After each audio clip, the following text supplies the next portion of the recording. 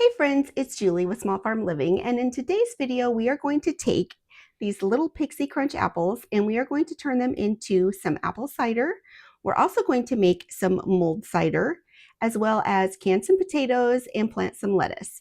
So just to give you a reference for size, this is an actual Cosmic Crisp apple that I bought from the store.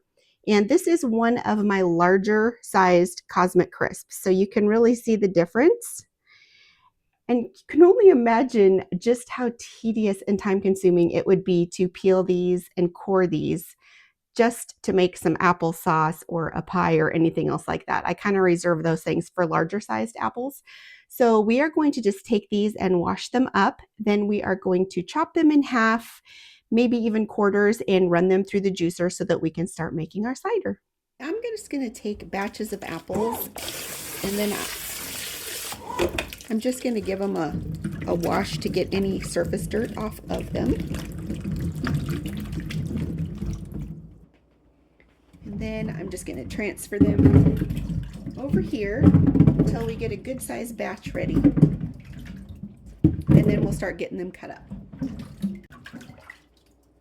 As I'm working on getting these apples washed, I am actually taking the stems off.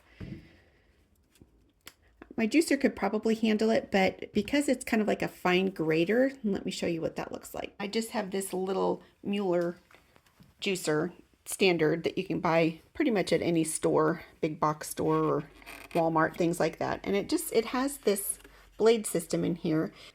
This has a very fine grid pattern. I don't know if you can really see it. That's what the juice goes through, and these are the grinders down here, and I just don't want any of the stems getting stuck in there, so that's why we're taking those out. Now, fortunately, for whatever reason, I have been kind of blessed, and most of these little Pixie Crunch apples haven't been bothered by worms. Now, I grow everything naturally or organically, so I do not spray. But any of these small apples that may happen to have anything inside of them that we don't want, because you can see how little flesh there really is in these apples, it makes it really hard to try to get anything out and have anything left. It's very time consuming. And again, there probably aren't going to be very many of them. So whatever we do have that isn't what I would call usable, I will just get those added to the compost pile. No big deal. But most of these, I'm just going to cut them. The little tiny ones like this, I'll probably just cut in half. I think my juicer can handle that just fine. The ones that are the little bit larger size, I'll probably cut down into a quarter. But so far, you can see we're having pretty good luck with these apples. I don't have anything funky in these. And again, I have set aside quite a few of these in the refrigerator. I love to just grab them and snack on them when I want an apple, but I don't want to eat a big, huge one. So now we are going to put these in the juicer. I will probably mute the sound on that because it will be a little bit loud, but I will show you what it looks like while we're getting them processed. Okay, so we're going to get the machine turned on and I will start loading the apples.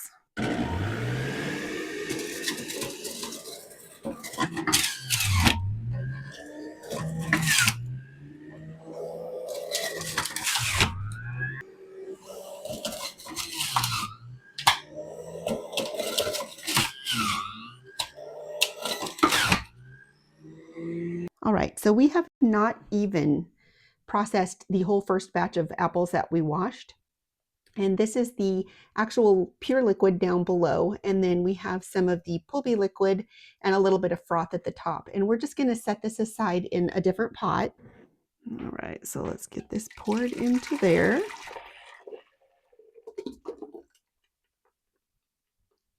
Then I am going to go ahead and put a lid on this because fruit flies in this time of year when everything gets processed.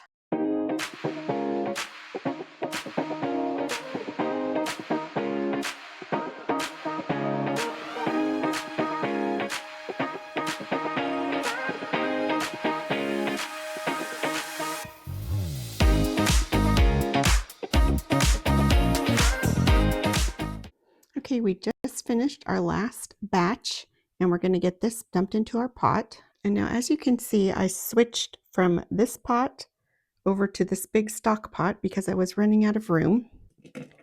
So we'll get that added in there. And I want to show you just how well this machine actually gets the juice out. Like I'm squishing this and no additional juice is coming out. And it's just very thick pulp. So all this is going to go down into my compost pile because there are seeds mixed in here and my chickens have had way more treats than they really should have. And it's affecting their little hind ends. So we're going to get this put into the compost. Now I brought the juicer over here to the sink because this is kind of messy. Now through the whole process, I actually have probably cleaned this out, I would say a good 15 plus times for those 2 crates of apples, but that is because it does a really good job at getting all of the juice out and leaves you with all this thick pulp. And if you don't clean it out, this gets really backed up right here and starts spilling over back into the grinder and kind of prevents it from working efficiently. This does not look as bad as it does some of the times when I take it apart, but all of this, every time I clean it out, I just have to scrape all of this out into a bucket. And this, I actually left in here when I was moving it. It fell off and the top popped off, so I'm gonna have to glue that back on. But I'll show you the other part. This is the catcher. So the apples go in the chute, down in. This grinds it all up. The juice actually comes out this side, this little spout down here, and it has suction cups on the bottom, so it holds it really good to the counter. And then this over here is the catch bucket for all of the mash.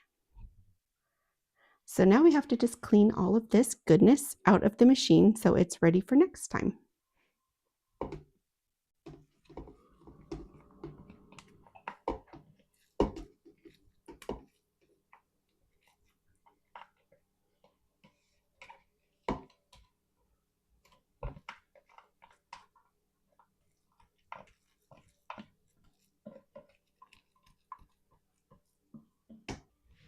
And I have a little, I don't have a garbage disposal, so I just have like a little strainer basket at the bottom of the sink. So I'm just going to get this all rinsed out. I don't want any of this to go down into my septic or plug up my pipes.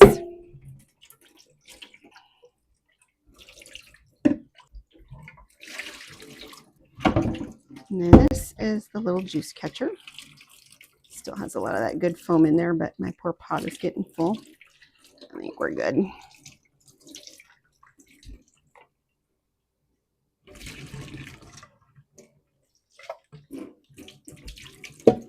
And then see, all of this is the I can't even talk, the pulpy mash that was left after we rinsed everything. So I prevented that from going down the drain. So I'll get this put in my compost bucket. Okay, and now this part over here of the machine, this actually you have to pull pretty hard, but it just pops out. And that's the basket. We got to get that all scrubbed out. And then this portion right here is also comes out. And then this is the portion, because that kind of gathers some more of the pulp if it got missed. And then this is where it actually goes down in to drain out into the spout to put into your little cup. And the machine actually comes with this little brush, and it's just meant for you to scrub it. And it does take a little bit of time, but honestly, for the amount of time that this machine saves me, the cleanup isn't too bad at all. You can already see how quickly it's all coming off. There, and that's pretty good. And this one.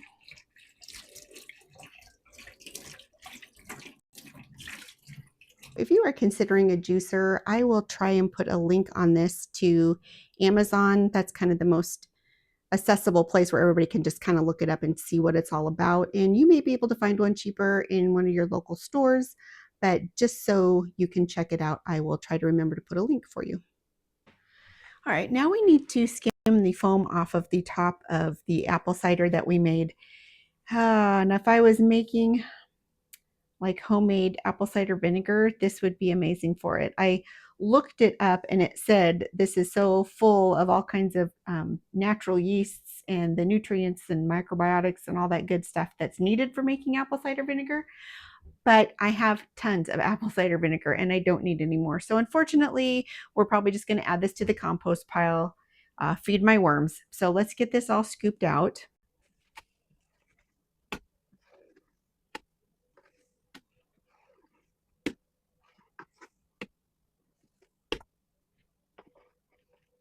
You can see I got most of the foam skimmed off of here, but now I'm just going to take like a little measuring cup and try to get the rest of the top surface out. My battery died, but I'm just skimming off the rest of the foam, and I'm going to run it through a cheesecloth strainer.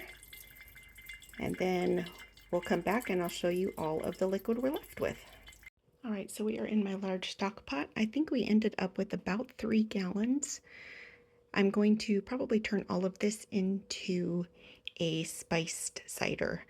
And then I'm going to freeze some in some popsicle bags, and then I will put some in some little bottles. Let me show you what those are. I'm gonna do these and put some of those in the freezer, as well as put some in the fridge. Now we are just going to make up some spice packets. This is mulling spices that I bought in the bulk food section at our local Winco store. And I'm just going to scoop about 3 or maybe 4 tablespoons full into a coffee filter. And the reason why I'm doing this is because there's a lot of small particles in this and I don't want to get it all into the juice. So I'm going to scrunch up the coffee filter the best that I can, giving it a little lip. And then I'm going to take some cheesecloth and I'm going to work it up around the sides as well so that it kind of forms its nice little own little bag. And then I will get a piece of string and I will get this tied together. And I just kind of wrap it around, give it a little small knot, and then I'll twist it around the other side and tie it like you're kind of doing a shoelace, just to make sure that it's good and secure. And then I will continue to make 4 more of these for the amount of spice for the amount of apple cider that I'm going to be making. I did end up having to store this in the refrigerator overnight, and you can see how the solids settled down at the bottom. It was the same for all of the containers that I stored it away in, but I have my stock pot all cleaned and ready to go again this morning. And what I'm going to do is just very carefully pour the apple juice into the stock pot. And I'm going to pour it as slowly as I can, just because what I'm going to try and do is leave all of those solids at the bottom of the container so that I don't have to strain those out later. And you can kind of see there in the picture how the solids are trying to come up to the front of the jar. So just as they reach where it's pouring out, I am going to stop and then I'm going to set it aside. You see how cloudy and murky all of that is? And I'm just going to finish pouring all of the rest into my pot. All right, now we have all of the juice in there. I'm going to take my little spice packets and I'm going to put those down into my pot.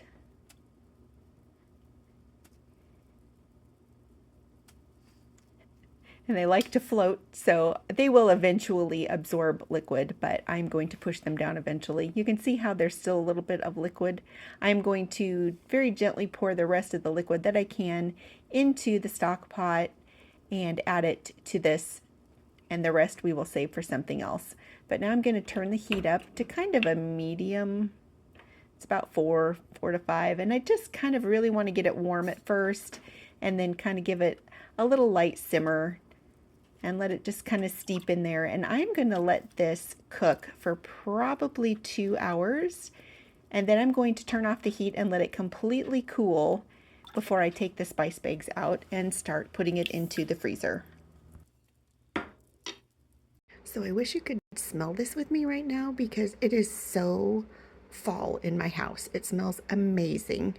And I'm starting to get a little bit of a cold. So I'm going to put a little bit of this in a mug and I'm going to give it a taste. My husband got down my cup of cheer cup because he knows I love Christmas and I'm sick, so he thought I needed a cup of cheer.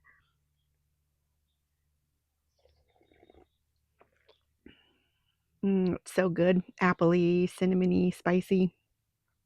Perfect. So now I have my little bottles and I put a funnel in and I'm just going to fill them just about to the top where the neck starts to curve over. And the reason is I don't want to overfill them because of course they're going to expand when they freeze. So you'll see here, I'll just get it right up to where it starts curving up, and that should be high enough. Okay, I have all 4 containers filled up, and now we are going to work on putting some in these little popsicle bags that I have, and I'm just going to label them all. Now my thought process is if I run out of the little containers that I froze and I just want an individual cup of apple cider, I could always pull a couple of these out and let them thaw. But I'm also kind of excited to try these, just kind of like an apple cider popsicle. And my granddaughter is 3, and I think she would really love these as well. So it's pretty simple. I'm just putting my funnel in there and I'm filling them up, to probably about 1/4 of an inch from the top. And then they have little like zipper seals at the top, and so I'm going to zip those shut and then set those aside, and then we'll get those all put out in the freezer. Don't they look pretty? I can't wait to try them frozen. All right, so that project is done. So you can see how fall is definitely setting in here. We had rain last night, and I am just bringing all of my potatoes out here on the deck and I'm giving them a wash. My cat is hanging out with me, slinking around, thinking she's all sneaky. But what I do, you can see how the water is already dirty. I just take the regular garden hose and I use the sprayer attachment like the shower, and I get as much dirt off as possible, and then I will take my little vegetable scrubber and I will scrub as much more dirt again, and then rinse those off in a clean bucket and then set them all aside into my little pot over here. And you can see I'm almost done. And look at this water. This is how much water after a second time. I rinsed them, then I scrubbed them, and all of that dirt, including all this muck left in the bottom of the pot, is what I am trying to prevent going into my septic. So now we are back in the house. I'm going to get some water in a big pot, or this is a big mixing bowl, and then add some citric acid in to keep the potatoes from browning, because what I'm going to be doing is tediously peeling all of these apples, or tediously peeling all of these potatoes. And this is one of my favorite potato peelers, but it is very sharp. So when you are dealing with smaller items, I kind of switch to my secondary one because it's really easy to cut yourself with your fingers getting in the way.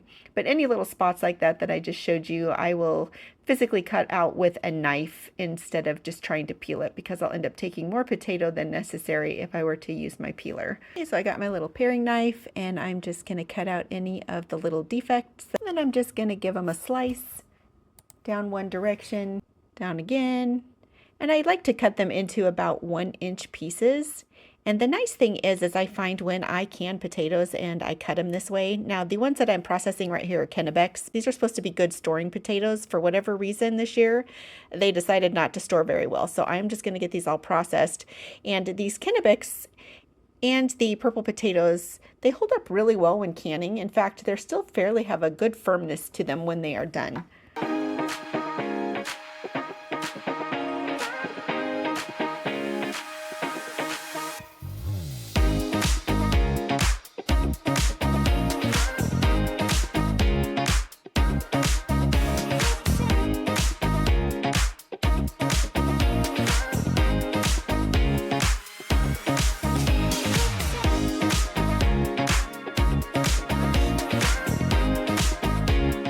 So here are my 2 mixing bowls full of my sliced and diced potatoes, ready for canning. Now I have my very hot quart jars with my funnel, and I'm putting 1 teaspoon of canning salt per quart jar. You don't have to do this, I just like to have it pre-flavored.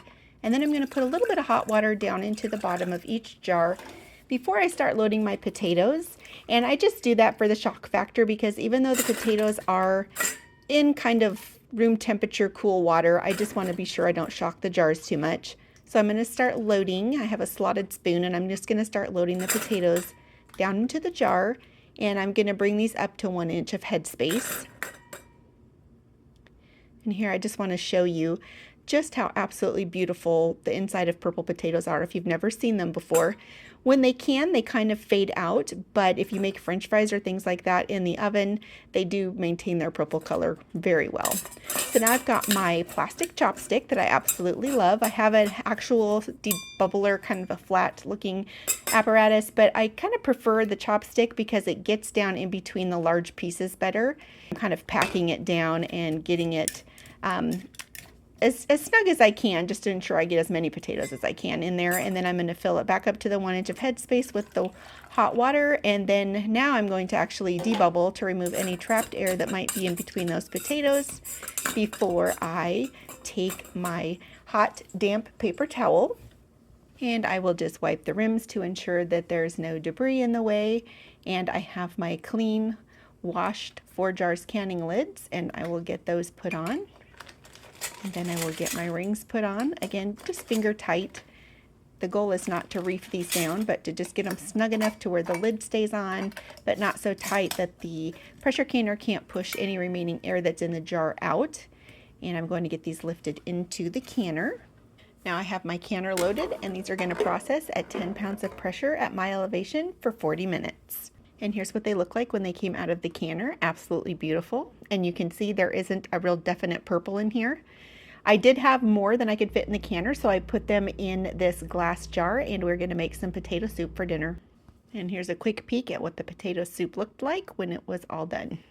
So now we are heading down into the garden, and we are going to plant some lettuce. Okay, so as you can see, I have all of my lettuce here. This is some spinach.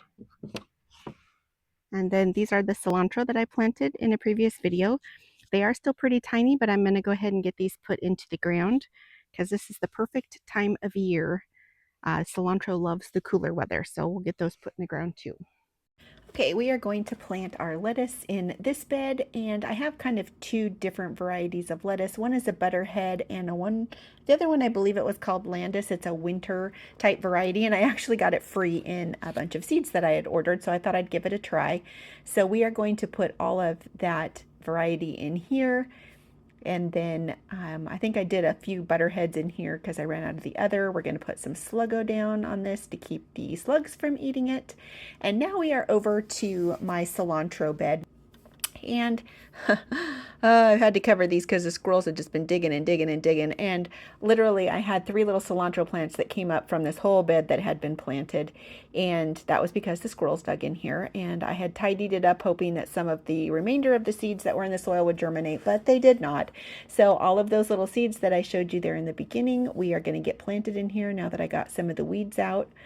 And again, they're pretty tiny, but they're really hardy too. And like I said, the weather is perfect for them. So once I get them put into the ground, they will just take off. And I'm just going to put a little of my organic granulated fertilizer down in here and get it all mixed in. And it's probably really hard to see because the seedlings are so tiny, but I'm just going along about every 6 inches, poking a hole with my finger and then getting some of the little seedlings, or at least one of the little seedlings per hole, tucked down in there. So here's a little bit closer view. You can kind of see them tucked down inside there. This is again the lettuce bed that we first planted. I got that all nice and watered in. I got the cilantro that we just transplanted all covered back up. And then I actually did add some to this bed over here as well. And to this bed over here as well. I had way more cilantro than I thought, but hopefully we'll get a nice crop. So that's it for this week. I appreciate you hanging out with me, and I will see you next time.